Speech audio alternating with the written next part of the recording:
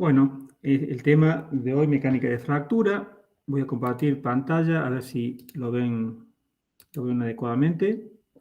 Dígame si están viendo bien.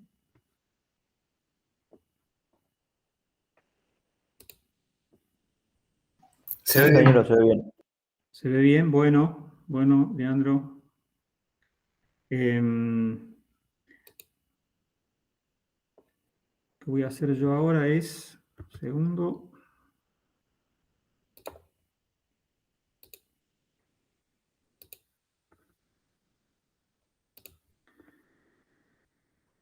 Como le comentaba, esto está en el capítulo 14 del compendio.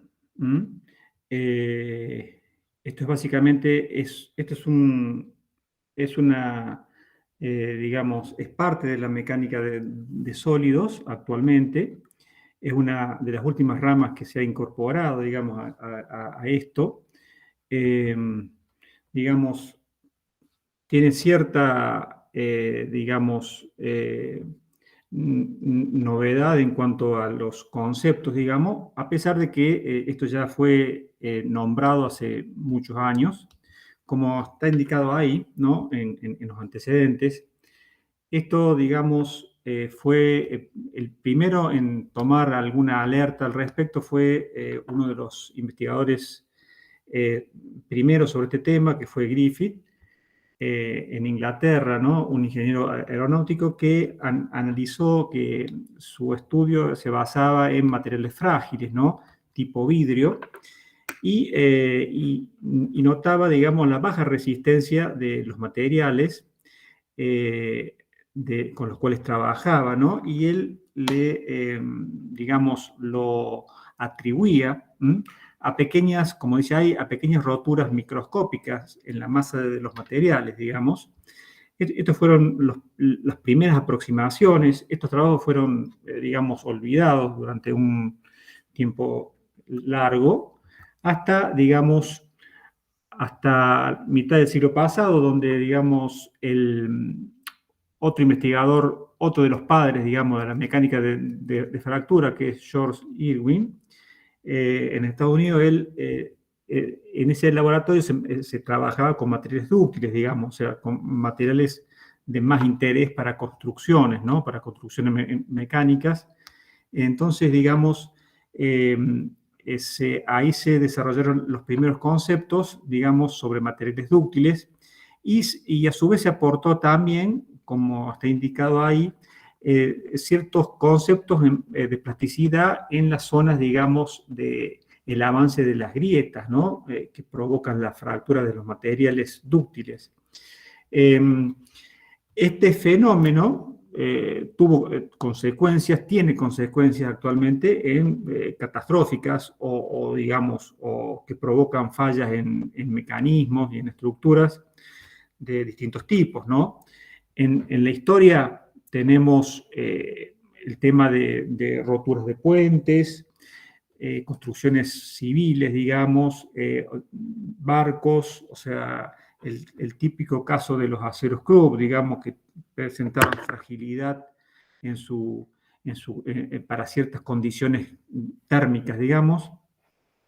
En aviones esto está mucho más estudiado, o sea, todo el tema de accidentes de aviación tiene un estudio muy serio, son estudios muy serios, entonces, digamos, muchos de ellos, su origen fue justamente fisuras aparecidas en zona de concentración de tensiones, ¿no? Si, digamos, como les comentaba, la mecánica de fractura es una rama de la mecánica de sólidos deformables, que es lo que básicamente vemos en estructuras, ¿no? Digamos, lo que estudia es básicamente la formación y propagación de grietas o fisuras, se puede nombrar de ambas formas, en los materiales que componen partes de mecanismos o estructuras, ¿no? Lo que se dedica fundamentalmente es estudiar, digamos, hacer el estudio tensional en las zonas de concentración de tensiones provocadas justamente por este tipo de defecto, ¿no? Que se puede observar macroscópicamente o microscópicamente, ¿no?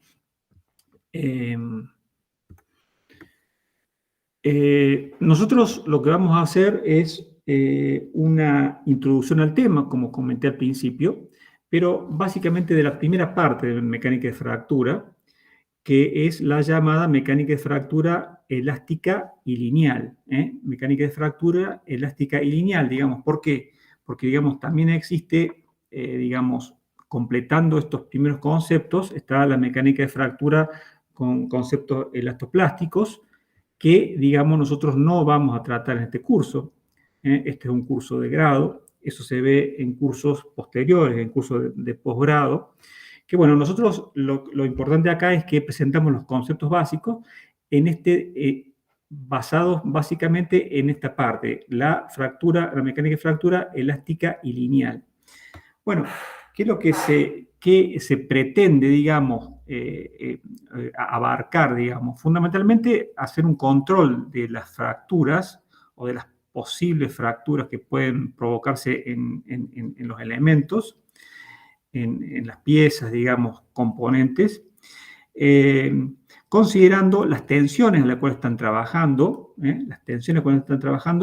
el tamaño o posible tamaño de las grietas, tomando alguna dimensión característica de ellas, que ya vamos a ver cuál es la que habitualmente se toma, para que estas tensiones y tamaño de grietas sean compatibles con el material que se está utilizando en esa pieza y la geometría de la pieza. O sea, tratando de relacionar esos cuatro componentes de modo tal que no avance la posible grieta que exista, que no avance hacia una falla, digamos, ¿no? Ese sería, digamos, el objetivo, digamos, de esta rama de la mecánica de sólidos, ¿no? ¿Para qué? Finalmente esto lo que se logra es adoptar nuevos métodos de diseño de componentes mecánicos para, digamos, para evitar o para minimizar las consecuencias, digamos, o sea, las fallas por fractura, ¿no? Que, como vimos, lo que hablamos acá es falla por fractura. Nosotros en todo el curso, digamos, en este curso, ¿no? Hemos visto, digamos, distintos modos de fallo. O sea, al principio vimos el tema de los criterios de falla de materiales puramente, o sea, los criterios de falla por fluencia o por rotura, para tensiones combinadas. Luego vimos la posibilidad de falla por pandeo, otro modo posible de falla. Ustedes vieron la clase anterior el tema de fatiga, otro posible modo de falla. Y bueno, lo que estamos viendo acá también es otro más, digamos, que está muy relacionado con el anterior, con fatiga. Son dos conceptos bastante unidos, ¿no? Falla por fractura y falla por fatiga.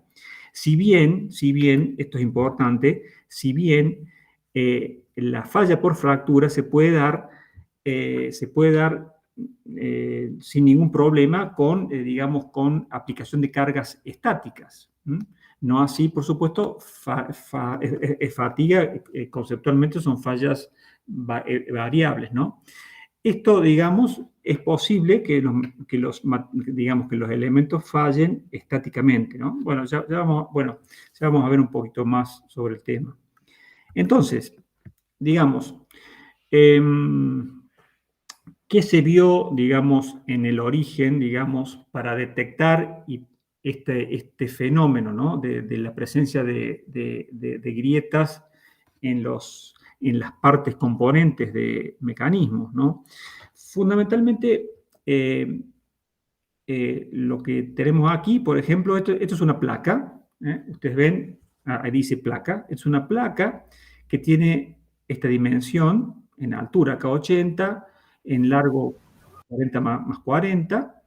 En la parte central tiene una grieta que es pasante, o sea, a lo largo de todo el espesor. Esta placa tiene un espesor constante, ¿no? Que esta grieta es transversal a la carga que está aplicada. Hay una carga aplicada que nos genera una tensión en la zona, digamos, alejada de la zona de la grieta, de la zona de concentración de tensiones, esa fuerza por el área de la placa, por el área, digamos, transversal de la placa, me da una cierta tensión, ¿no? Que está trabajando la pieza estáticamente. Y esa pieza presenta esta grieta que tiene una dimensión 2A. Esa es una dimensión, está en el centro, observen, es perpendicular a la carga y tiene una dimensión 2A. Esa dimensión 2A es, digamos, ¿por qué es 2 y no A o B, qué sé yo? Bueno, eso básicamente surge digamos, de los primeros estudios, digamos, básicamente a dónde estaba ubicada la grieta, digamos, porque una grieta puede estar acá en el centro, puede estar en un costado, en otro costado, digamos. Entonces, si se da esta condición que la grieta está en el centro, lo que habitualmente se lo presenta como 2A. O sea, no es nada trascendental, digamos, el tema este, si es 2A o A. Lo importante es esto, observen, esto es un gráfico, ¿no? Es un gráfico que creo que tenemos aquí. En abscisas lo que tenemos es la dimensión de la grieta. Es una grieta que va desde 5 milímetros, 10 milímetros, 15 milímetros y más, y que, digamos, a una cierta, si esa grieta 2A tuviera un tamaño para el material este, digamos, para un aluminio 24 con esta tensión de fluencia, 460 Newton por milímetro cuadrado, 460 megapascal. Si esta pieza tuviera una grieta de 10 milímetros, la carga a aplicar, consecuentemente la tensión que se generaría, con 200 megapascal la pieza fallaría. No con 460, digamos. ¿Por qué? Por la presencia justamente de esta grieta. Si esta grieta tuviera, digamos, una dimensión más pequeña, o sea, digamos, en vez de 10 tuviera 5, la tensión que fallaría sería algo por acá, digamos, algo como, viendo así, más o menos 300 megapascal. Pero si esta grieta tuviera una dimensión 1,9 de milímetros o menor, ya la falla no sería, digamos, por esta curva, sino sería ya, como ya estamos tocando la tensión de fluencia, ya estaría, digamos, esta curva cierra con la horizontal esta de la tensión de fluencia. Es decir, que esta pieza, las grietas menores a 1,9 son como imperceptibles, son como, pasan desapercibidas, digamos, digamos, para la pieza trabajando en tracción. Entonces, digamos, a partir de cierto tamaño es que toman relevancia. Y el fallo sería por fractura, y si es menor de cierto tamaño de grieta, el modo de falla sería por fluencia. ¿Se entiende esto? Esto es conceptualmente sencillo, pero es importante entenderlo. ¿Dudas, consultas de esto? Es re sencillo, digamos, pero es como para introducirnos al tema. Bueno, si no hay dudas, avancemos un poquito. Bueno, esto es lo que se vio en el origen, digamos, ¿no? Los primeros estudios se basaron en esto, o sea, básicamente en formas muy simples, de piezas muy sencillas, para analizar la presencia de esas fallas, ¿no? Entonces, a partir, digamos, de estos estudios que se hicieron con distintos materiales, surge, digamos, esta ecuación. Esta ecuación es una ecuación netamente empírica. Es importante aclarar, esto no lo había indicado, es importante aclarar que el tema de mecánica de fractura tiene una base muy empírica, casi no tiene base teórica, digamos, con alguna teoría, digamos, excepto sí últimamente algunas cuestiones, digamos, de análisis de los materiales, de las estructuras de materiales, digamos, pero básicamente para el diseño, digamos, general de elementos, considerando la posible falla por fractura, tiene una base muy empírica, ¿no? Y, digamos, esto permitió presentar este tipo de ecuaciones. Esta es una ecuación típica, digamos, para el caso. Fíjense que esto es lo que se denomina, K0, se lo denomina el factor de intensidad de tensiones elásticas, K0. ¿A qué es igual? Es igual a esto. ¿Esto qué es? O sea, observen, tenemos una raíz de pi a. A es lo que dijimos, la dimensión característica de la grieta. En el caso, vuelvo para atrás. En este caso, la grieta era esta, que tiene tamaño 2A, digamos. Este es el A del tamaño de la grieta, digamos, ¿no? Es una longitud característica.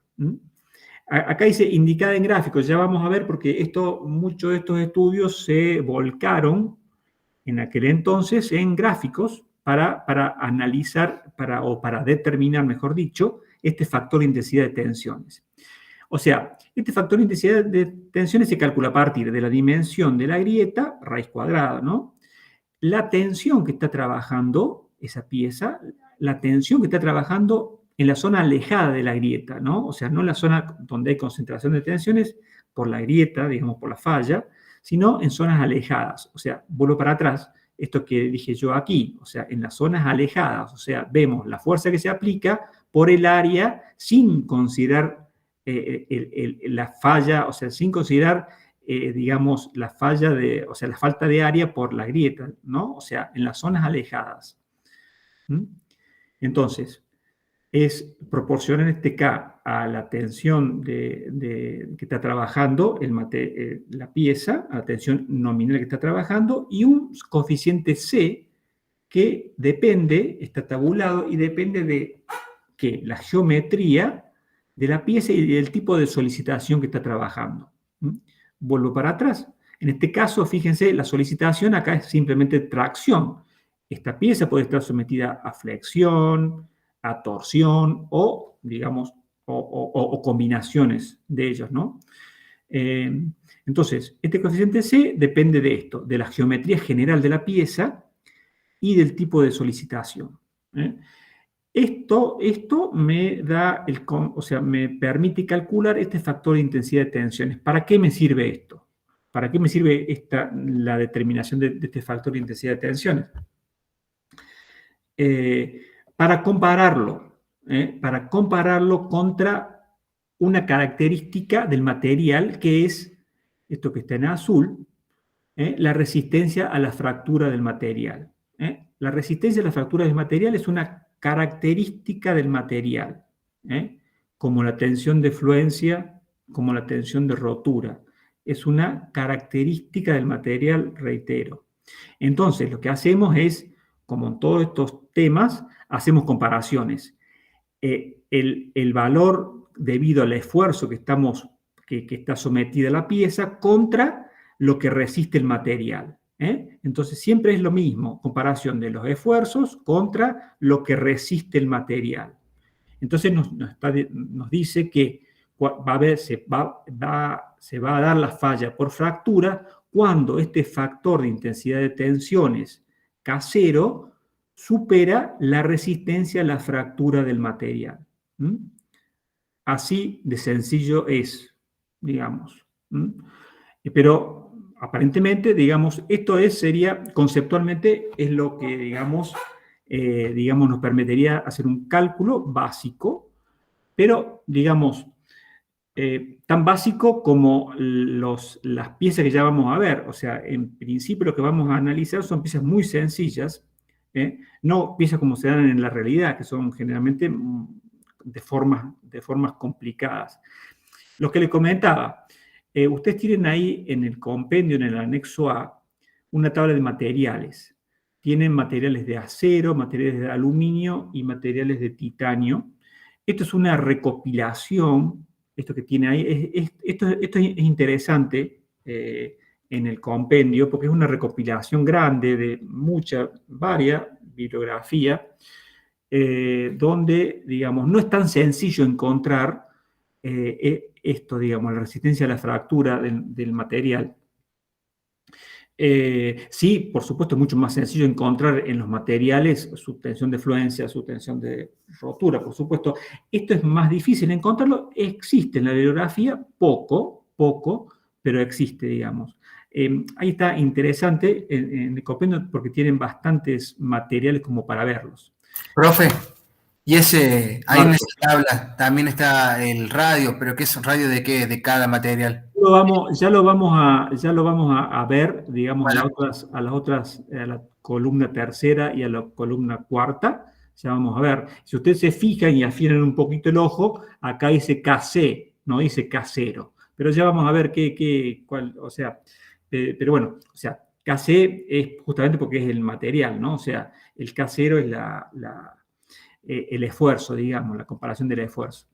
En definitiva, lo que te quería, para concluir, la columna 3 y 4 la vamos a ver un poquito más adelante qué son, digamos.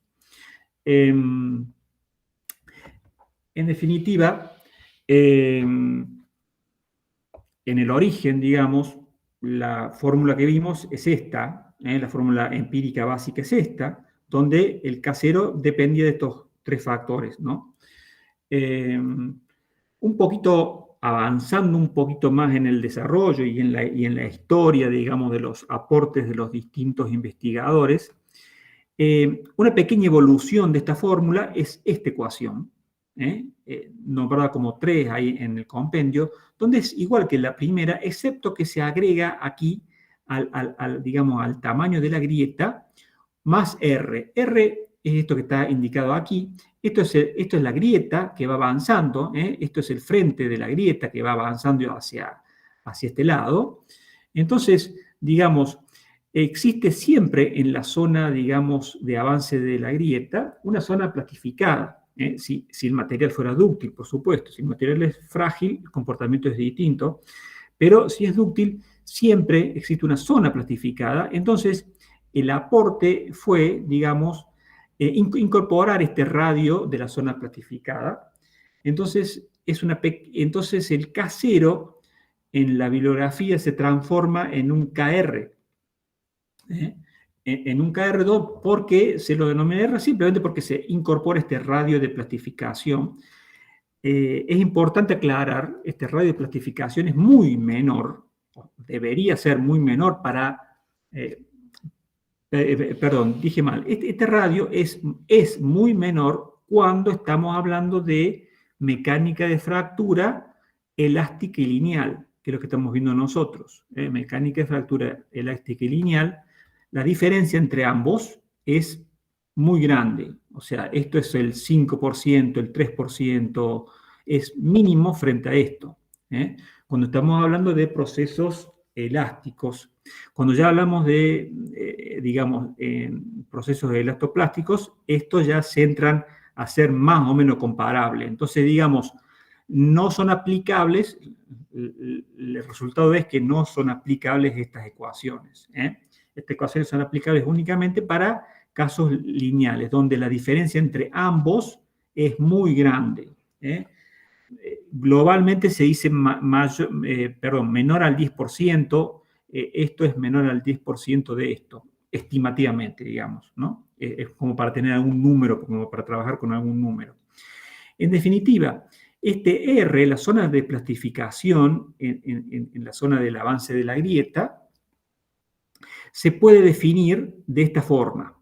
Observen, ustedes tienen este factor, digamos, de intensificación de tensiones, lo relacionamos con la tensión de fluencia al cuadrado sobre 6pi. Esto nos da una idea del tamaño de esa zona esa zona plastificada. Digamos, esta ecuación la podemos escribir de esta forma, que es la misma que esta, con este beta, que es esto. Es simplemente, o sea, esta ecuación 4, incorporarla a la ecuación 3 y presentarla de esta forma. Beta es esto. Beta es un valor, como yo le dije, que esto es muy cercano, o sea, es muy pequeño esto frente el R frente al A. Este beta toma valores muy próximos a 1, menores que 1, pero digamos del orden de, digamos, 0,995, 0,99, 0,98.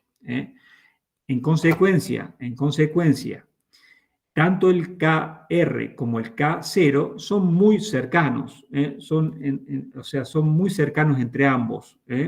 Es casi como un detalle, digamos, o tomar uno o tomar otro, digamos. Conceptualmente es mejor tomar esto porque es más, digamos, limpio, digamos, tomar esto, digamos, es como tomar todos los conceptos, digamos. Esto es más básico, pero lo importante, lo que ustedes tienen que aclarar, que ya lo vamos a ver en algún práctico, es, digamos, que ambos valores están muy cerquita, están muy cercas, porque justamente este beta es muy, muy próximo a 1. Entonces, en esta ecuación o cualquiera de las dos, digamos, tenemos este coeficiente C. ¿Se acuerda que dijimos que dependía de las relaciones geométricas, o sea, de la forma de la pieza y del tipo de solicitación? En este caso vemos un gráfico, observen, que tenemos la pieza está en tracción, como la pieza original que vimos. La pieza está en tracción, la falla está en el medio, ahí. Y está traccionada, y lo que tenemos aquí es una relación de, digamos, de las dimensiones geométricas. 2A es la dimensión de la grieta. 2B es el ancho, digamos, de la placa. Y este H sería la ubicación de esa grieta en los extremos, en los extremos, digamos. Con estas tres dimensiones físicas, A, B y H, se generaron este tipo de gráficos, donde tenemos en abscissa tenemos A sobre B, y la familia de curvas está relacionada con H sobre B. Y acá en ordenadas nos están dando digamos, el valor de C. Es importante, acá si ustedes se fijan, que este valor de C podría ir desde 1, va desde 1 hasta valores 4, por ejemplo. Podría ser. La realidad es que estos valores de C son muy próximos a 1 también. O sea, podríamos decir, el valor clásico, habitual, muy usado, muy común es, por ejemplo, 1,12. O sea, 12% más para incorporar acá. Es 1,12, puede ser 1,2, 1,3 a lo máximo. Es muy raro encontrar valores por de encima del 2. Es posible, digamos, con esto, digamos, pero la realidad es, digamos, de las relaciones físicas de las piezas reales, nos están dando siempre valores bajos de C, ¿no? Siempre menor que 2, seguro. Bueno, en definitiva, digamos, con formas simples como esta, o sea, con placas, acá observen que la grieta no está en el centro, está en un costado, entonces ya me aparece otra dimensión D ahí. Aparecen familias de curvas que a partir de las dimensiones físicas y del tipo de esfuerzo me da este factor C.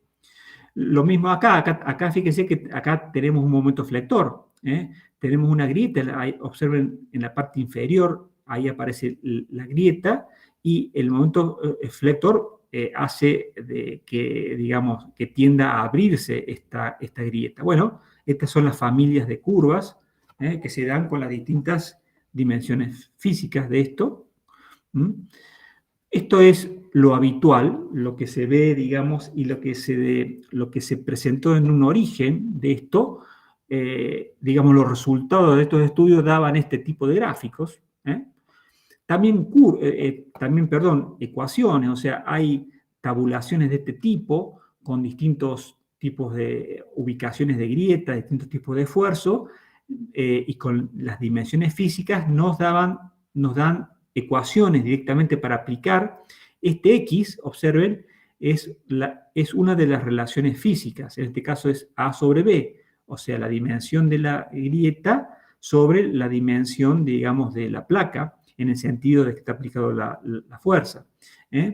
Acá tenemos todos distintos C, digamos, para distintas condiciones, ubicaciones de las grietas. Observen acá, en este caso tenemos el del momento flector aplicado. Acá tenemos, fíjense, esto ya es un agujero, digamos, es para un alojamiento, por ejemplo, de un bulón o de un remache. Acá es posible, digamos, fuerzas en los dos sentidos. Observen, si bien están relacionados a partir de un alfa. Acá, fíjense, el número 6 es, las grietas no son pasantes, todos los anteriores eran grietas o fallas pasantes. Acá la grieta es no pasante, con una cierta profundidad A en este caso. Son grietas no pasantes, también otro tipo de ecuaciones, todas, digamos, presentadas en la historia por distintos investigadores que hicieron, o sea, a partir de formas sencillas, presentaban sus, digamos, sus formas de aproximación de estos coeficientes C. Bueno, en definitiva, si nosotros, volviendo un poquito para atrás, digamos, con estas dos, digamos, ecuaciones, es básicamente cómo se aborda el tema. Fíjese que es muy sencillo. Tenemos fundamentalmente casi una única ecuación para aplicar, para tratar de hacer algún dimensionamiento, para evitar, digamos, nosotros desde el punto de vista estructural, nuestro objetivo es tratar de dimensionar algo para, tratando de hacer algún control para evitar fractura o posibilidades de fractura de una pieza. Y la fórmula aplicable, digamos, es esta, digamos, básicamente, no más que eso, donde tenemos estos coeficientes que hemos visto ahí. O sea, quiero que tenemos dimensión general, reitero, dimensión general de la grieta, el esfuerzo que está sometida a la pieza y otro coeficiente que depende del tipo de esfuerzo y la geometría general de la pieza. En definitiva, Profe, digamos, lo que en ese anexo A que nosotros vimos ahí, si nosotros analizamos un poco este factor Kc, que dijimos que es una propiedad del material, si nosotros vemos, quiero que nos está diciendo aquí, dice que es una propiedad, como ya dijimos, que disminuye en general al aumentar la tensión de fluencia. Entonces, lo que se hace para prevenir, digamos, las posibles fracturas de componentes, o sea, de piezas, es, en general, lo que suele hacerse es sacrificar algo de la tensión de fluencia del material. ¿Qué quiere decir esto? Si nosotros vemos de nuevo este anexo A, por ejemplo, si vemos algún material clásico, esto, por ejemplo, el 4340, que es un acero típico, digamos, si ustedes observan, acá, bueno, esto está claramente, hay dos fuentes, digamos, bibliográficas distintas, digamos.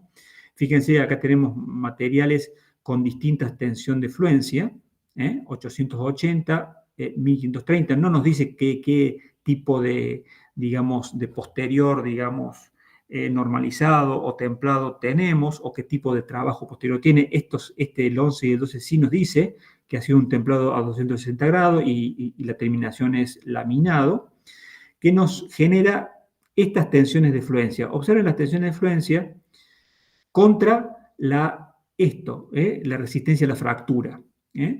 Si ustedes observan, estos son aceros de aleaciones medias, son aceros sencillos. Entonces, si ustedes observan que al aumentar la tensión de fluencia, lo que sucede es que nos baja la resistencia a la fractura. Es típico, digamos, en los aceros de bajo carbono o los intermedios, que suceda esto, digamos. Entonces, por eso está la consigna esa que en general, si yo quiero prevenir la fractura, tengo que sacrificar algo digamos, de la capacidad de carga del material por fluencia. Esto está relacionado directamente, y aquí quiero hacer un pequeño, digamos, comentario. La resistencia a la fractura está directamente relacionada o sea, digamos, nosotros estamos viendo acá los procesos macroscópicos, ¿no? O sea, analizando, tratando de calcular algo para, digamos, dimensionar adecuadamente.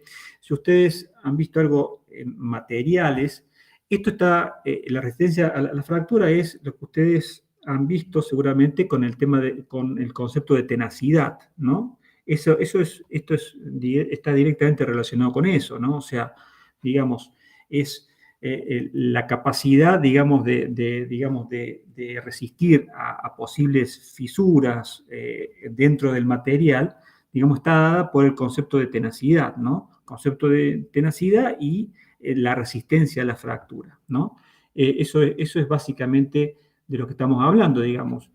O sea, un material se caracteriza por esto, básicamente, por su capacidad de resistir carga y por su capacidad de absorber, digamos, la presencia de grietas internas, ¿no? En definitiva, y como segundo punto que nos indica acá, fíjense que nos dice que los aceros de baja aleación, o sea, los aceros estos sencillos que como vimos recién, su resistencia a la fractura disminuye con la temperatura. Esto también es típico. O sea, la baja de temperatura nos lleva a lo que se llama ciertos procesos de fragilización, de los materiales. Eso usted lo tiene que haber visto en las materias de materiales, ¿no? Esto es típico, digamos, si ustedes se recuerdan de lo que ustedes han visto, me imagino, las curvas de las heces, ¿no? Las curvas de las heces de los materiales. Bajando la temperatura, lo que sucede es una baja significativa de la tenacidad del material, ¿no? Eso ustedes lo han visto en las materias relativas a materiales. ¿Alguien me puede hacer algún comentario al respecto?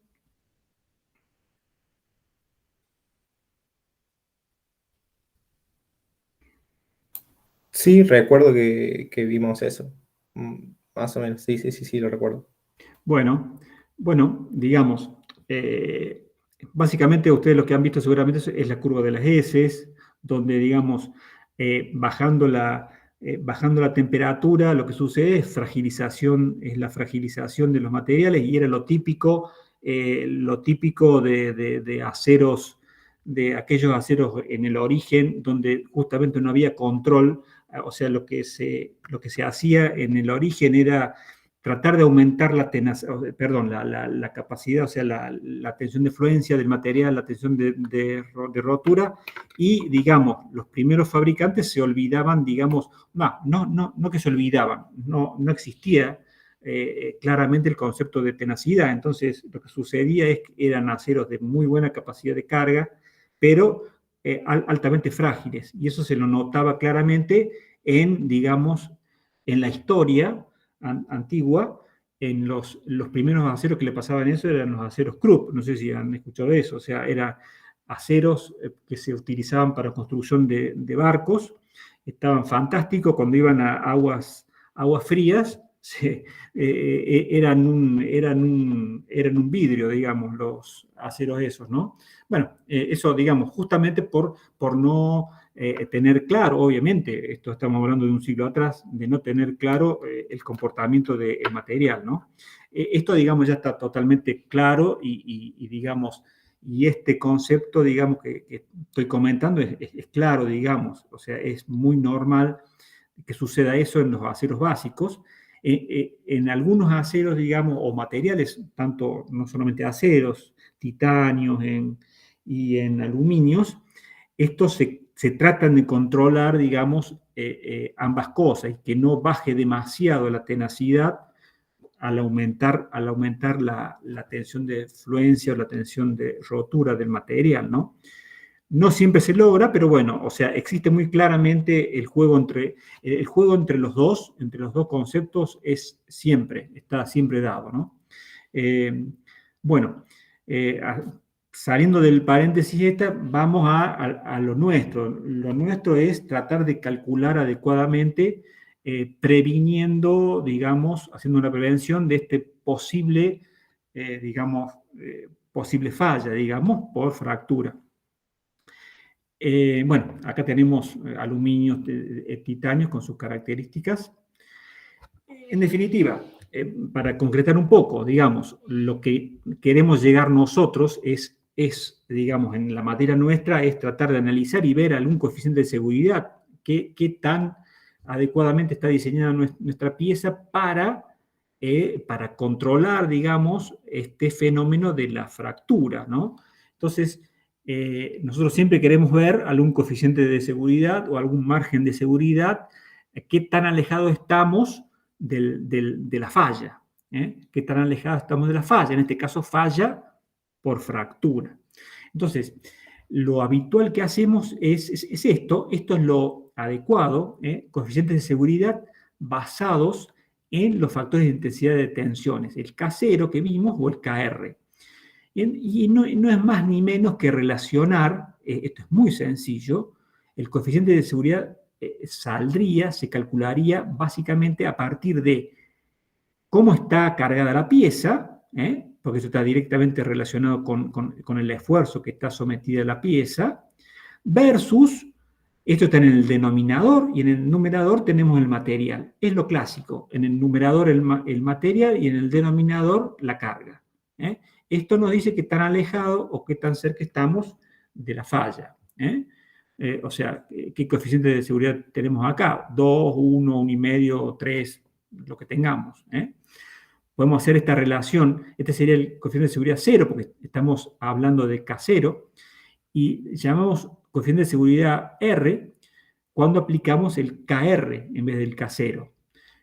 ¿Se acuerda lo que dijimos al principio? Estos valores son muy cercanos, están relacionados a través de este beta. Entonces los coeficientes de seguridad también son muy cercanos. Es casi como folclórico, o sea, usar uno u otro, pero digamos, conceptualmente tiene esa diferencia que vimos en el origen, justamente la presencia de esta zona pequeña platificada al frente de la grieta, ¿no? Estos son muy pequeños, o sea, este coeficiente es un poquito menor que este, es decir, los coeficientes de seguridad los relacionamos el material contra la solicitación.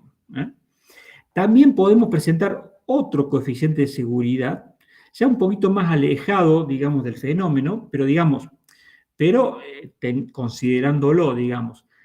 Este coeficiente de seguridad se llama, este coeficiente de seguridad lo llamamos coeficiente de seguridad R mayúscula, es basado en tensiones. En realidad no es basado en tensiones, es, digamos, mayorando tensiones, pero siempre utilizando la casi única ecuación que tenemos. O sea, utilizamos la ecuación del KR y lo que hacemos es mayoramos las tensiones, es decir, a la tensión que está aplicada en ese momento en la pieza, le aplicamos el coeficiente de seguridad para llegar, digamos, a la falla del material, digamos. O sea, este coeficiente de seguridad es aplicado a la tensión para llegar a la falla del material, pero si incrementamos nosotros la tensión en la pieza, lo que va a suceder es, digamos, si nosotros incrementamos por un coeficiente de seguridad, lo que va a pasar en el fenómeno de fractura, este KR, vamos a llegar al KC. O sea, si yo le aplico algún coeficiente de seguridad a la carga, de modo tal que yo paso de KR a KC, que es justamente el momento de falla. Entonces, esto está simplemente mayorando las tensiones. Pero guarda, lo que también tenemos que analizar es lo que pasa en la grieta, justamente en el frente de la grieta, en la zona platificada.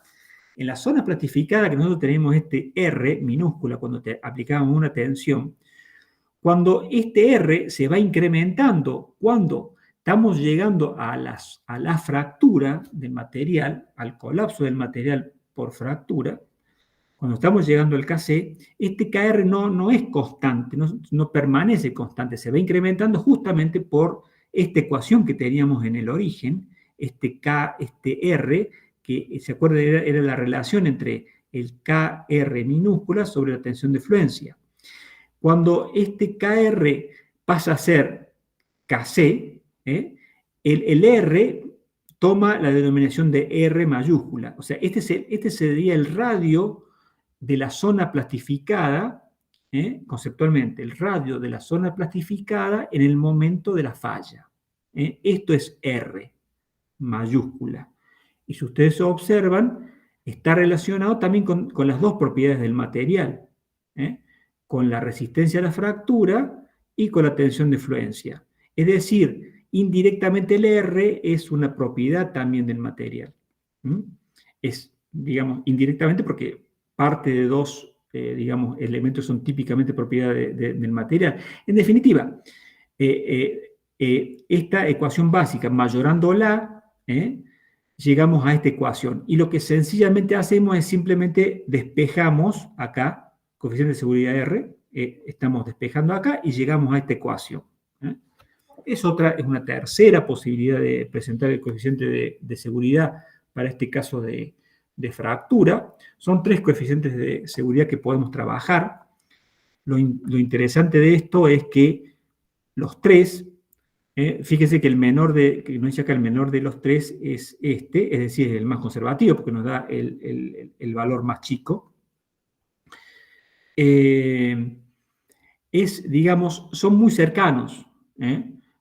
Aquí no vamos a hablar de valores muy grandes y alejados. Digamos, por ejemplo, si este fuera 2, este sería 1,98 y este sería 1,95, digamos, como para dar algún valor. Digamos, no vamos a tener acá 4, acá vamos a tener 3 y acá vamos a tener 2. No, de ninguna forma.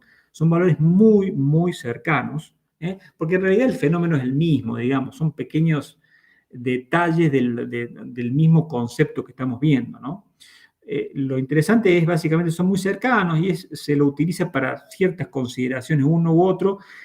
Algunos son mucho más sencillos de calcular que otros, pero sabemos que no va a haber gran diferencia, ¿no? Esto es lo importante y retener el concepto de que son muy cercanos los tres que podemos calcular. Bueno, finalmente, o sea, digamos, como para completar esta parte teórica, o sea, la teoría que estamos utilizando, recuerden, dijimos, es la primera parte de mecánica de fractura, mecánica de fractura elástica y lineal. Mecánica de fractura elástica y lineal. Entonces, digamos, tiene ciertas limitaciones. Una de ellas es esta. La primera es básicamente esto, que, digamos, básicamente la consideración es el espesor, digamos, de las placas, porque generalmente estos son placas, o sea, el espesor, digamos, de la pieza. Si el espesor de la pieza es mayor a un cierto valor B, que lo calculamos ahí, ya vemos de qué se trata. Si este espesor es mayor a cierto espesor B, digamos, el análisis es, digamos, el campo elástico es de deformación plana, es decir, son espesores grandes donde, digamos, vamos a estar en deformación plana, no tensión plana. En este caso, los coeficientes, digamos, calculados, o sea, básicamente la resistencia a la fractura, este Kc, es adecuado, digamos, porque es calculado básicamente para espesores grandes. Entonces nos aseguramos que estamos en el campo de deformación plana y, digamos, los resultados son acordes, son adecuados. Este B se calcula a partir de esto. Fíjense que también es una fórmula empírica que nos relacionan las dos características del material, la resistencia a la fractura y la tensión de fluencia al cuadrado por 2,5. Esto es una fórmula aproximada del espesor este B que me garantiza que estoy adecuadamente calculando las cosas. ¿Qué pasa? Bueno, esto que está ubicado acá es esta tercera columna. Nosotros vimos el R recién, que es la cuarta columna, y esta es la tercera. Tanto el B como el R son calculados a partir de la primera y segunda columna. En realidad, estos son columnas anexas, digamos, las importantes son las dos primeras. ¿Qué es lo que le decía recién? ¿Y qué pasa si el espesor es menor que B? Porque puede pasar que un panel de un avión, digamos, del recubrimiento resistente de un avión, no tenga espesores tan grandes, sean espesores pequeños, y nosotros insistamos en calcular con esta casi única ecuación que hemos presentado. Si el espesor es menor, la resistencia a la fractura, el Kc va a ser superior. Entonces, digamos, Kc no fue deducido a partir de deformación plana. Entonces, este Kc toma valores mayores. Entonces, si insistimos calcular con la ecuación que tenemos, estamos del lado de la seguridad. Es decir, los cálculos nos van a dar que según coeficiente de seguridad 2, vamos a saber que el coeficiente de seguridad es menor que 2. Pero exactamente no vamos a saber qué valor tiene con esta teoría, digamos. Por supuesto, si analizamos cuestiones elastoplásticas, sí vamos a determinar adecuadamente el coeficiente de seguridad, digamos, pero con la casi única ecuación que tenemos, no podemos determinar si los espesores son más pequeños que este espesor B de control. Es una, digamos, limitación clara que tiene la teoría esta, básicamente porque es una teoría muy básica, ¿no? Otra limitación interesante, otra limitación es, digamos, lo que comentamos al principio, digamos, este radio de plastificación es menor frente a la dimensión de la grieta total. Y del mismo modo, si nosotros insistimos en utilizar, digamos, la ecuación que hemos presentado, o las dos ecuaciones que hemos presentado, los resultados son dudosos, y en general del lado de la seguridad. Es decir, si nosotros insistimos si hay conceptos elastoplásticos y utilizamos la teoría elástica, vamos a estar también del lado de la seguridad, o sea, sobredimensionando, en definitiva, sobredimensionando para los dos casos. Si los espesores son pequeños o si tenemos zonas plastificadas grandes, en ambos casos, si somos duros y queremos utilizar la misma ecuación, estamos del lado de la seguridad, pero claramente sobredimensionando lo que estamos diseñando, ¿no? Que no es muy adecuado para cierto tipo de estructuras, ¿no? Le hace estructuras de los aviones, por ejemplo.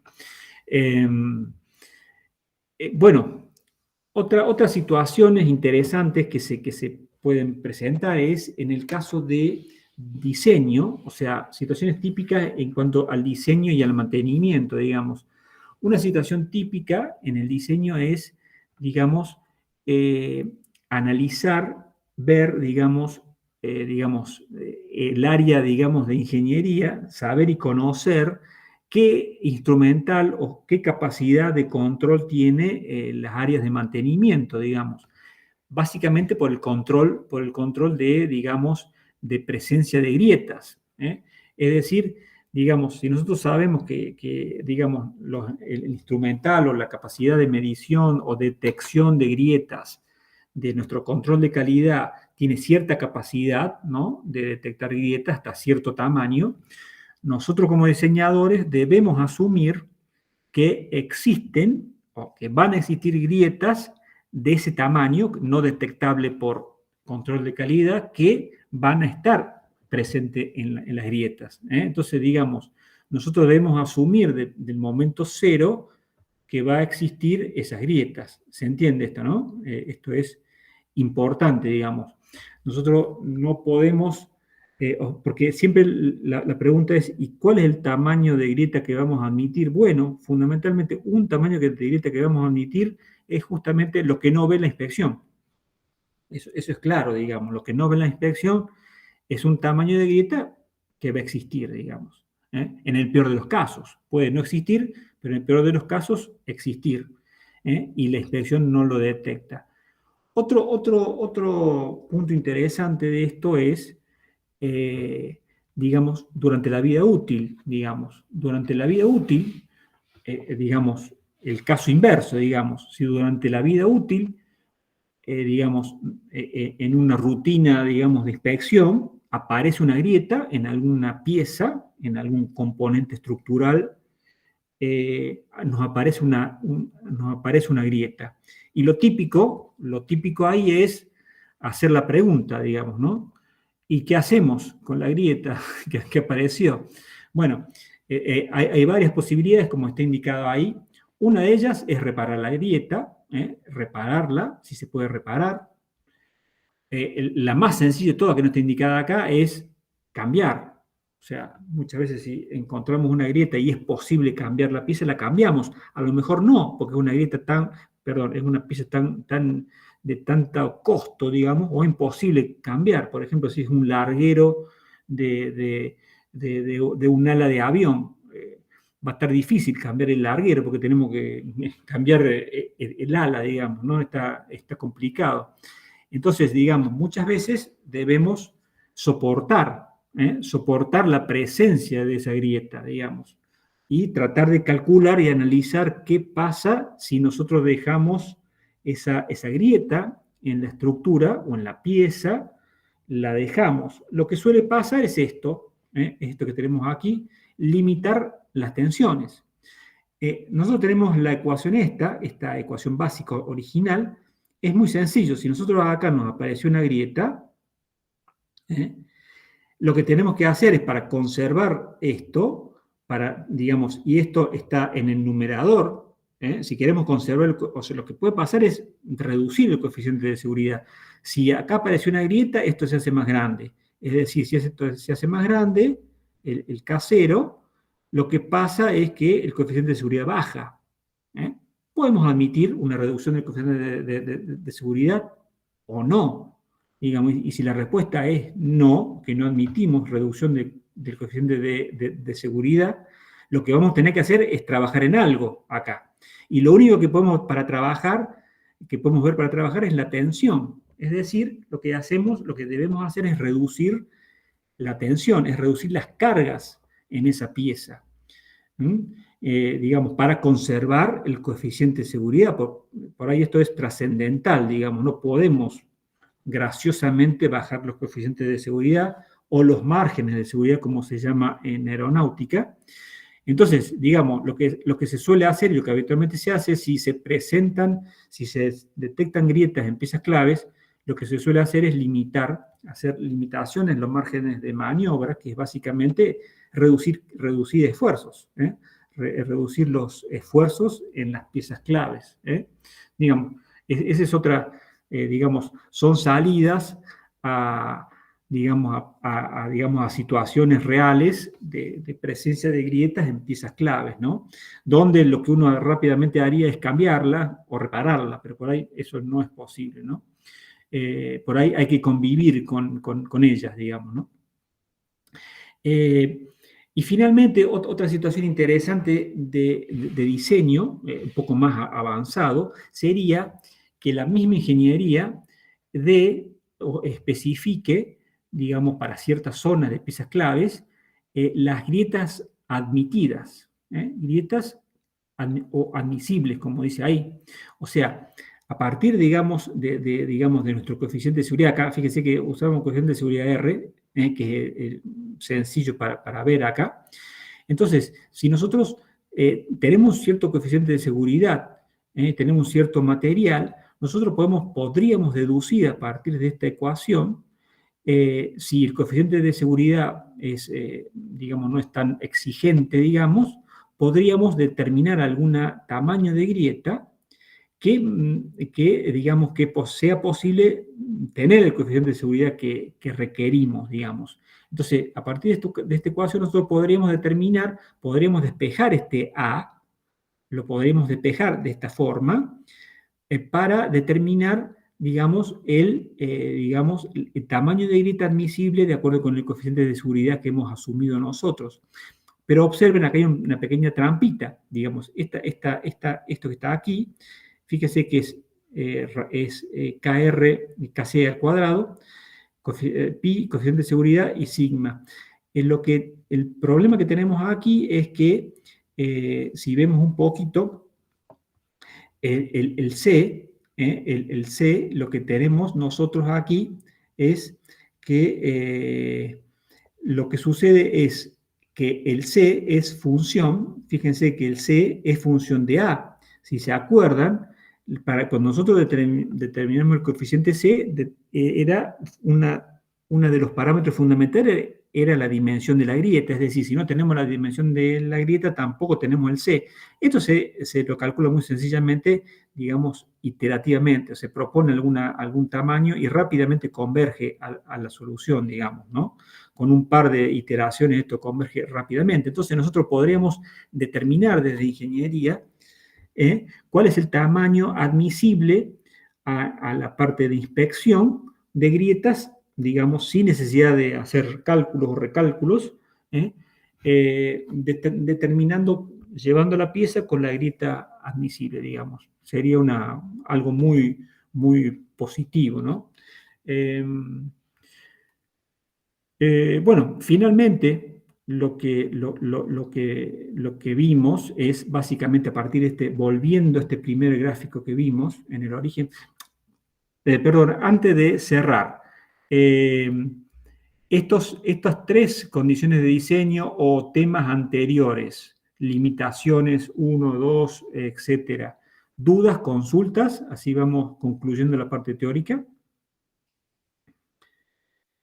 No, profe. ¿Todo muy claro? ¿He sido muy claro o no se entiende nada?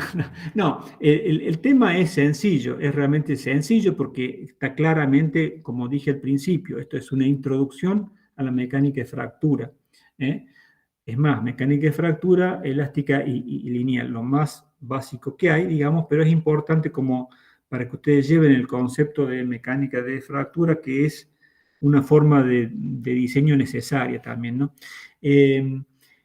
En definitiva, como para concluir, decía recién, viendo el primer gráfico, tenemos que analizar, claramente vemos por los tamaños de las grietas posibles, si tenemos, como dice acá, cuando la grieta es de un tamaño pequeño, así, muy pequeño, o sea, ¿qué es pequeño, qué es grande?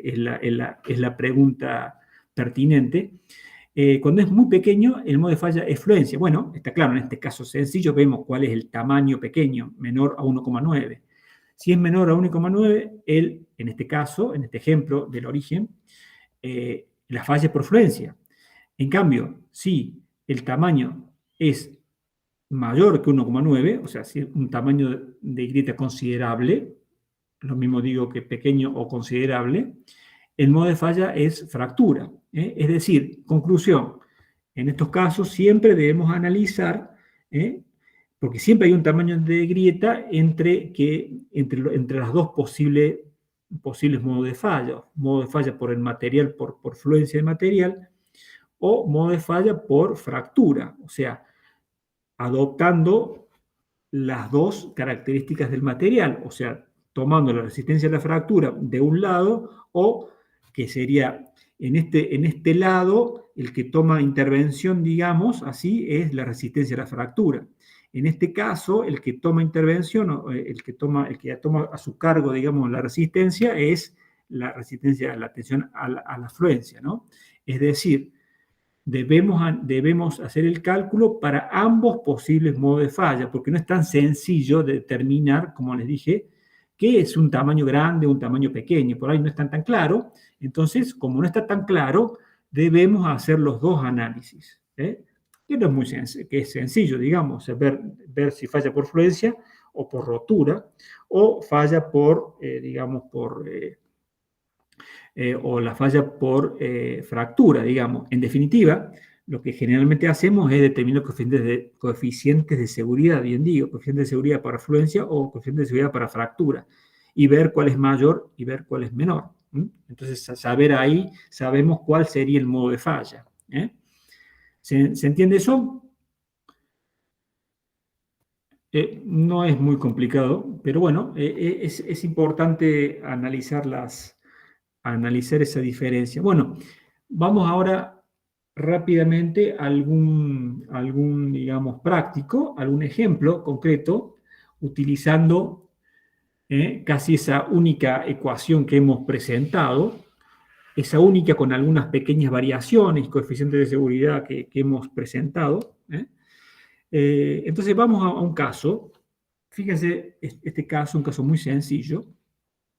¿Qué nos dice? Dice, es una placa rectangular, es una placa rectangular de croquis de 7 milímetros de espesor. Esta placa tiene 7 milímetros de espesor y sus dimensiones son estas, altura 600, el largo es 1000, y tiene una tensión, está aplicada una tensión de 100 newton por milímetro cuadrado. Hay una fuerza que se aplica que genera en la zona no de la entalla, en la zona de la grieta, sino alejada de ella, una tensión de 100 newton por milímetro cuadrado.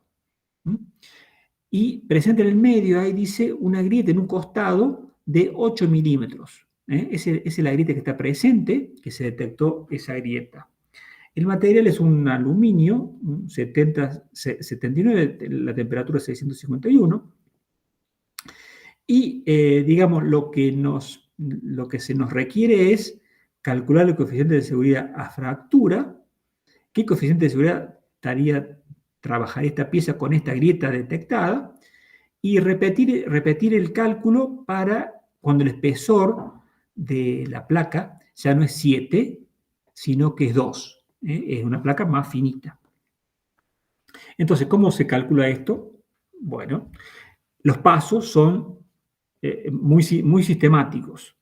Lo primero es detectar las características del material. Son básicamente las dos propiedades de él y este radio de entalla en la rotura y el B, el espesor de deformación plana. Entonces, este material 24 en el anexo A aparece en la línea 24, es el aluminio digamos, que compone la pieza. Tiene, fíjense, 860 la resistencia a la fractura, perdón, 820, y la resistencia a la fluencia de 510 megapascal. Entonces, lo primero que hacemos es calcular el coeficiente de seguridad como si no existiera la pieza esa. Entonces, es de la tensión de fluencia, simplemente como la pieza está trabajando, la pieza está trabajando a 100 newton por milímetros cuadrados, la relación es 510 sobre 100. El coeficiente de seguridad de fluencia es 5,1. Esto es fácil y sencillo, es una placa rectangular, no es muy complicado calcular esto.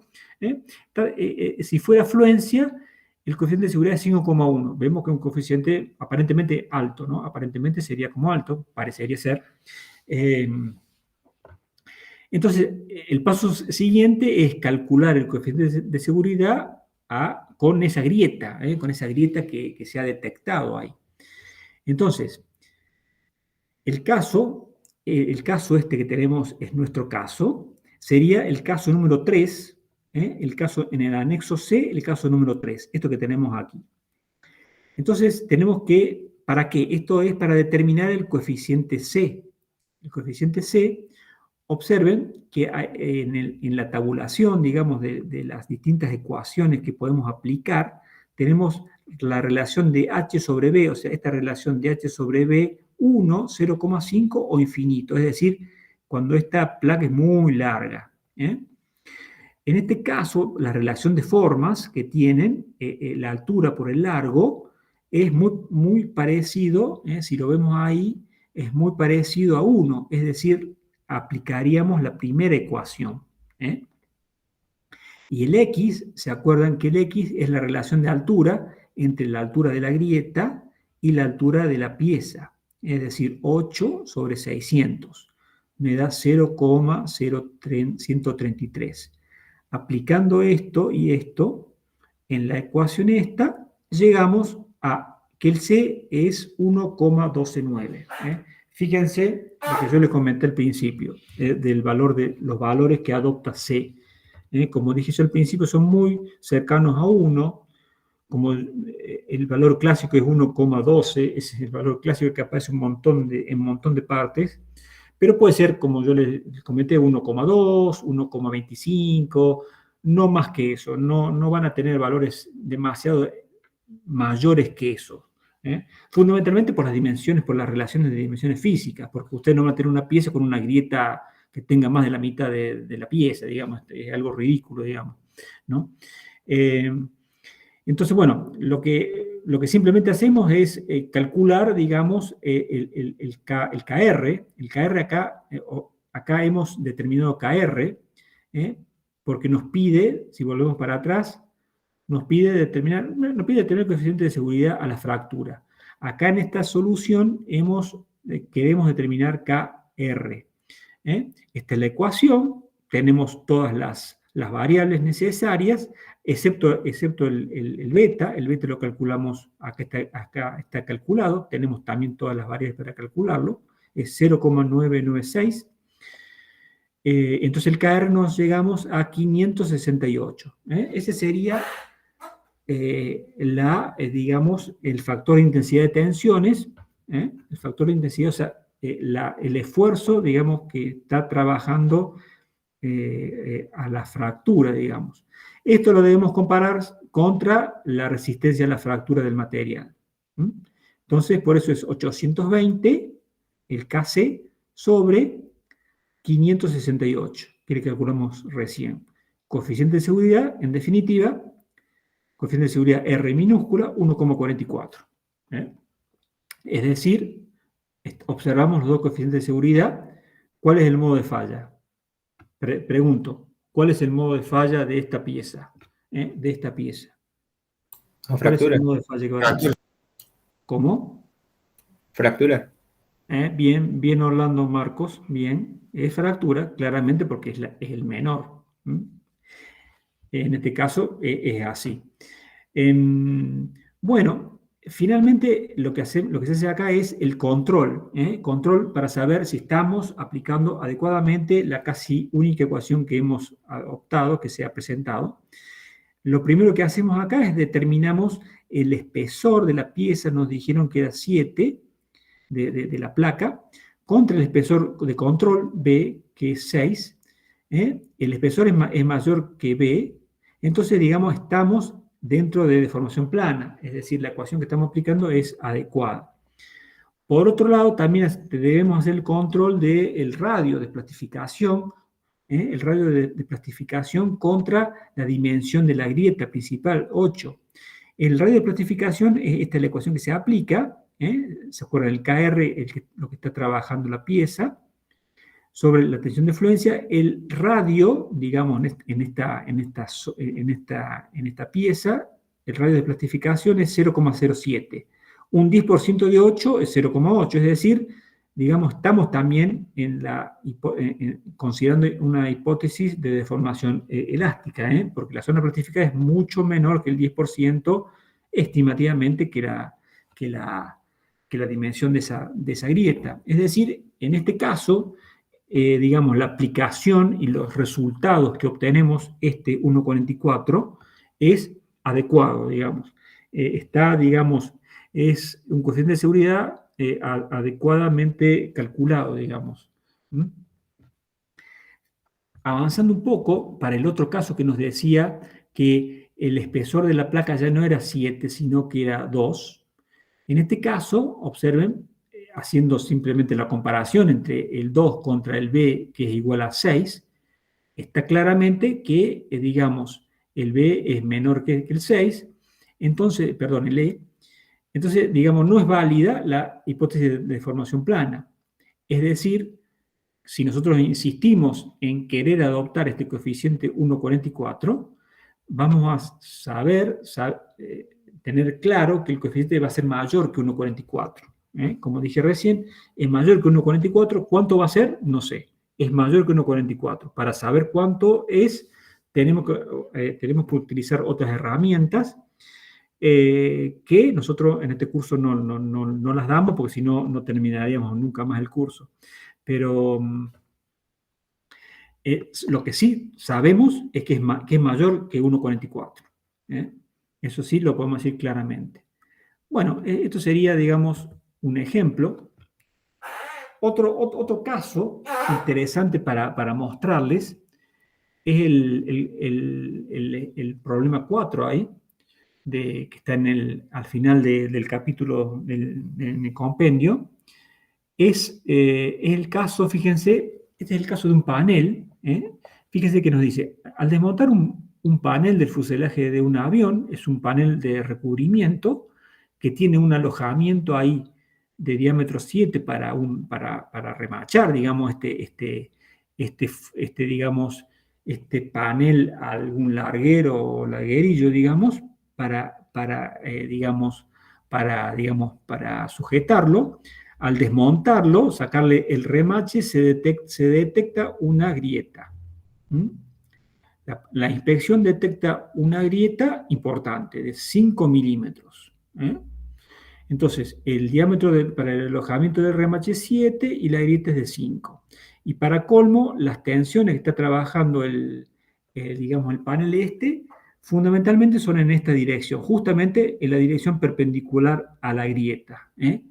Todo lo peor que nos podría pasar. La presencia de una grieta y que esa grieta está justo perpendicular a la carga.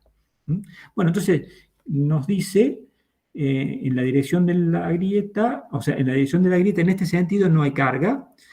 Fundamentalmente la carga principal es esta. Podría haber alguna carga muy menor acá.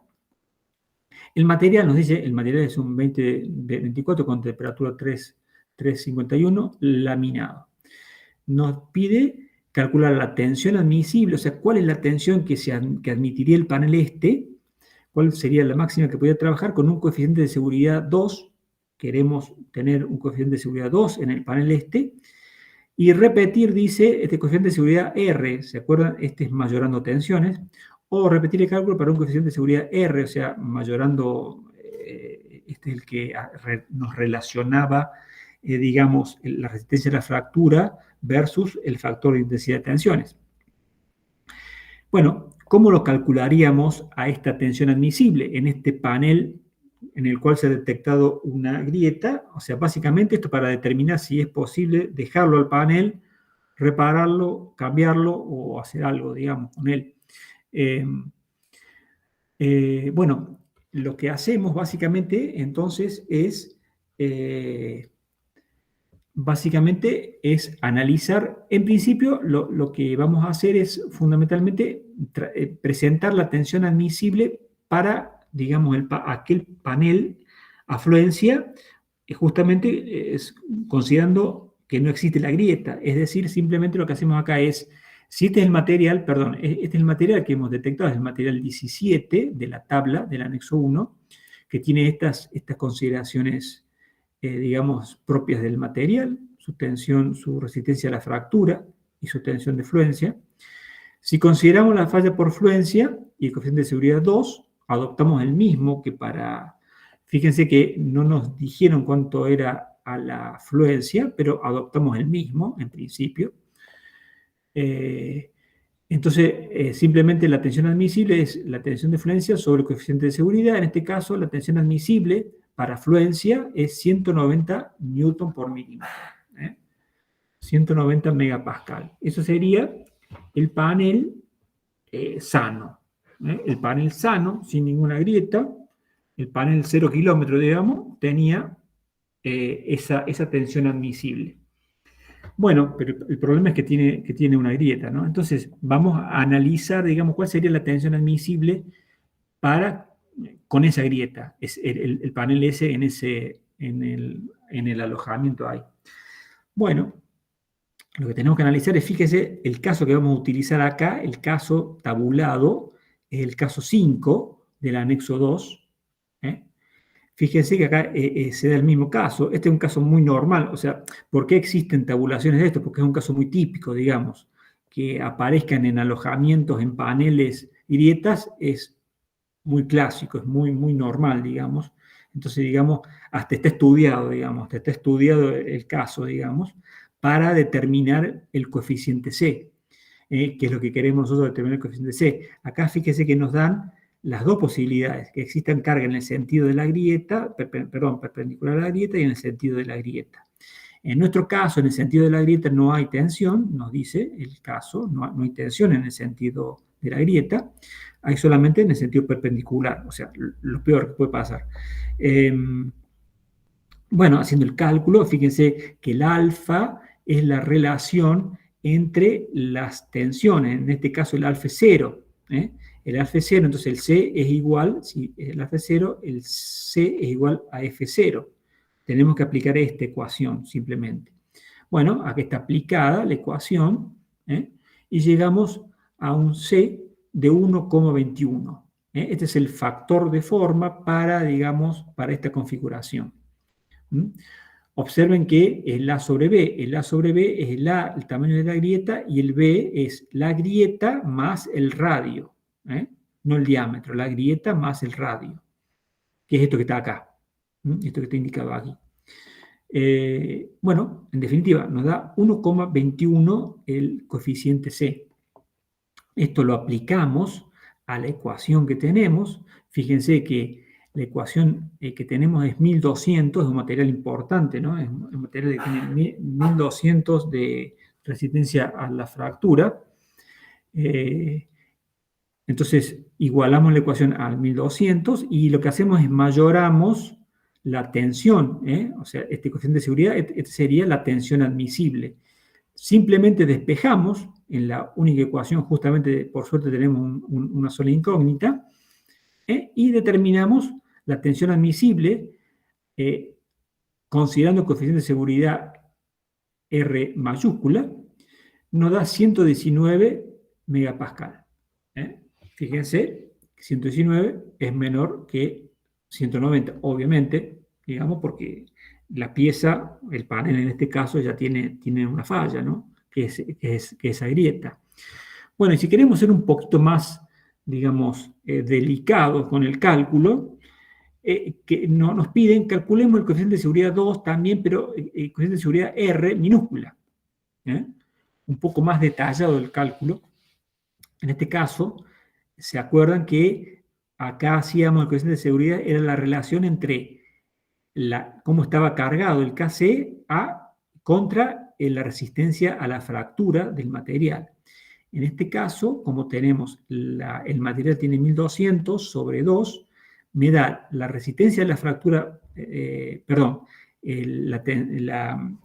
factor de intensidad máximo que puede soportar este material sería de 600, lo que podría máxima trabajar con coeficiente de seguridad 2. Esto lo aplicamos en la ecuación, digamos, lo que está indicado aquí. El problema es que, digamos, acá tenemos el beta, este es como determinamos beta. El problema que tenemos es que el beta es en función de tensión admisible. O sea, acá tenemos tensión admisible y este beta en función de tensión admisible. Lo que tenemos, en realidad tenemos una ecuación con una sola incógnita, es posible de solucionar sin duda alguna. Es un poco complicado, digamos, de una calcular, o sea, no calcular, despejar, mejor dicho, despejar la tensión admisible. Es posible, que acá está despejado. U otra alternativa es trabajar iterativamente, o sea, digamos, por ejemplo, partiendo de esta tensión admisible, calcular, digamos, el beta, y a partir del beta determina tensión admisible, y así 2 o 3 veces hasta llegar a una solución, de modo tal que llegamos a una solución de este tipo. Esta sería la solución. Fíjese, la tensión admisible para este coeficiente de seguridad, el más adecuado, digamos, sería 123. No está tan lejos del 119, está bastante cerca. De todos modos, ambos dos están muy lejos del original, digamos, ¿no? Pero bueno, digamos, sería un poquito más detallado determinar esta tensión admisible. Pero fíjense que cuando hacemos la validación de las teorías que estamos usando, fíjense que el espesor del panel es menor que el B aquí, que el parámetro es 25, es decir, menor que 25 y es mucho menor que 25, o sea, 4,25 es alejadísimo, es decir, no es válida la deformación plana, es decir, los resultados son conservativos.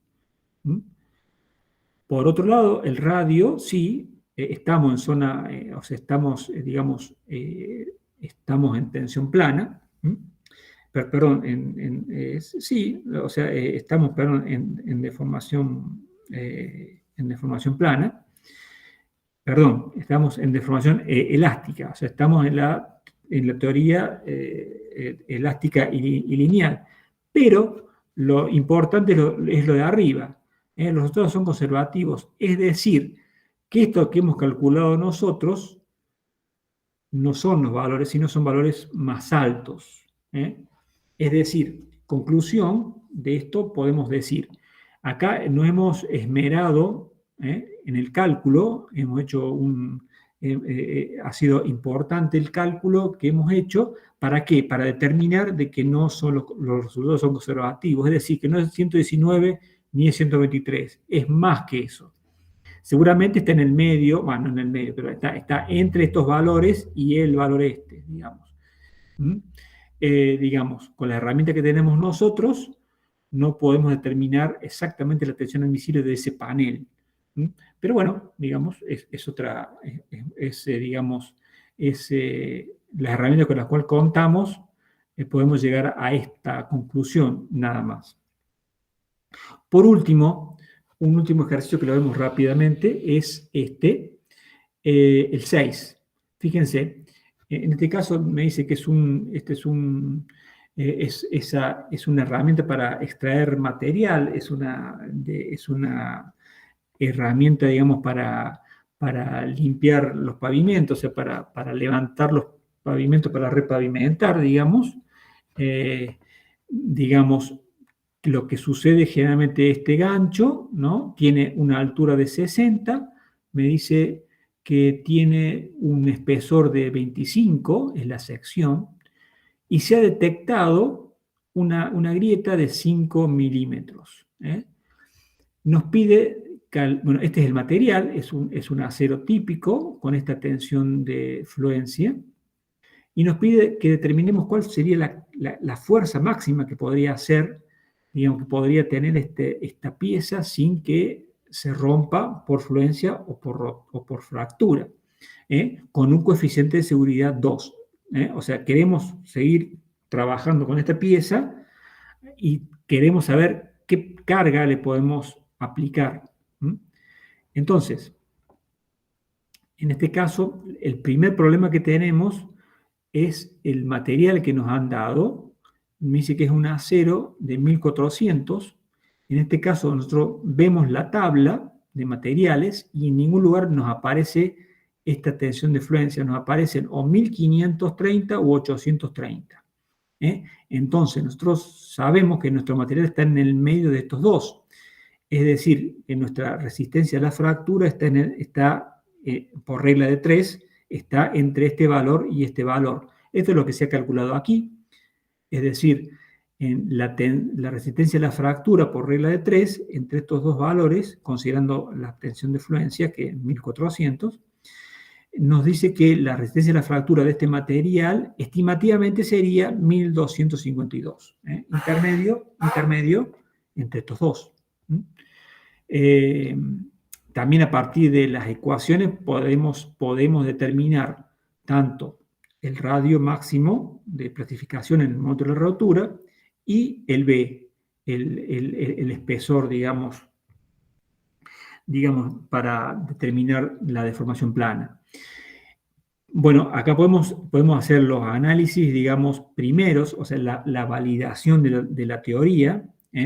Fíjense que el espesor que nos han dado, volvemos para atrás, el espesor de esta plaquita es de 25. Es decir, de 25 es mayor que 5,9, estamos en la teoría de deformación plana. Y por otro lado, el radio es 0,025, que es menor a 0,5. Es también válida la deformación elástica. Es decir, los resultados que vamos a obtener son adecuados. Con esto nos garantizamos que los resultados que vamos a obtener son o sea, estamos aplicando bien la ecuación que hemos presentado. En definitiva, en este caso, este es un caso, digamos, donde tenemos dos esfuerzos, porque si ustedes observan, esta fuerza P nos genera en las secciones estas, y también en la sección donde tenemos la falla, tenemos una tracción, obviamente por esta fuerza P, una tracción, y justamente por el brazo de palanca 250 más 30, tenemos un momento flector aplicado. Tenemos por esta fuerza P que nos generan dos esfuerzos en la sección en problemas, ¿no? Entonces tenemos que considerar, digamos, dos coeficientes C, el coeficiente debido a tracción y el coeficiente debido a flexión. En este caso tenemos, en el caso 3 y en el caso 4, tenemos posibilidad de calcular los coeficientes. Fíjense, ¿y cuál aplicamos? En este caso aplicamos la relación, esto es muy largo, entonces la relación de H es muy grande sobre la relación de B, es decir, tenemos que aplicar esta tercera ecuación, y acá, bueno, aplicamos la única que existe. Con ello determinamos los coeficientes para tracción, 1,15, el C, y el C para flexión es 1,07. Bien, a partir de, digamos, esos coeficientes, son los que vamos a calcular. Por otro lado, tenemos que determinar la tensión debida a la carga por tracción y la tensión debida a la carga por flexión. Para ello hacemos el área que estamos considerando, 60 por 25. Acá fíjense que no estamos considerando la presencia de la grieta. Siempre es así, cuando calculamos tensiones genéricas, no debemos restarle el tamaño de la grieta. Y el módulo resistente, el módulo resistente de la sección rectangular, muy sencillo, de modo tal que nos queda tanto la tensión de tracción y la tensión de flexión en función del P, de la fuerza P, que es lo que no conocemos. Nos quedan ambos en función de la carga P. De modo tal que aplicamos la ecuación que tenemos, y fíjense que acá en la carga nosotros tenemos el coeficiente de seguridad, que es el que nos han pedido de 2, y acá tenemos el esfuerzo. Y el esfuerzo es simplemente, en este caso, como es lineal, lo sumamos a ambos, el de tracción y el de flexión. La ecuación que vamos a adoptar nos queda de esta forma, con los valores. Podemos despejar la P admisible, que nos va a dar algo así como 12.900 newton. Si no consideramos la presencia de la grieta, o sea, considerando estas ecuaciones simplemente, llegamos que la carga admisible, la fuerza admisible sería 32.600 newton. O sea, es decir, el panel, digamos, esta pieza nueva resistiría 32.000 newton, y ya con la grieta presente nos limitaríamos a 12.900 newton. Es decir, la presencia de la grieta hace bajar de manera importante la carga admisible, ¿no? que se pueda someter. Bueno, esto es básicamente los temas. Dudas, consultas, si no, tómense 5 minutos. Lo que tienen, ustedes creo que han visto, ahora a las 5:30 está un cuestionario teórico. El cuestionario teórico dentro de 7 minutos, 8 minutos, cuestionario teórico del tema anterior, fatiga. Está, digamos, son 15 minutos, de 17:30 a 17:45. Y ahí empieza el ingeniero Casteló con otro tema. Bueno, los despido. Si no tienen consultas, nos despedimos. Bueno, hasta luego, profe. Hasta luego, hasta luego. No sé si han visto, deben haber visto en el aula virtual las notas de los parciales, ¿no? Sí, se ve. Bueno, perfecto. Bueno, muy bien. Hasta luego. Que le vaya bien en el cuestionario que viene ahora. Gracias. Hasta luego. Buenas tardes. Chao, profe, nos vemos. Nos vemos.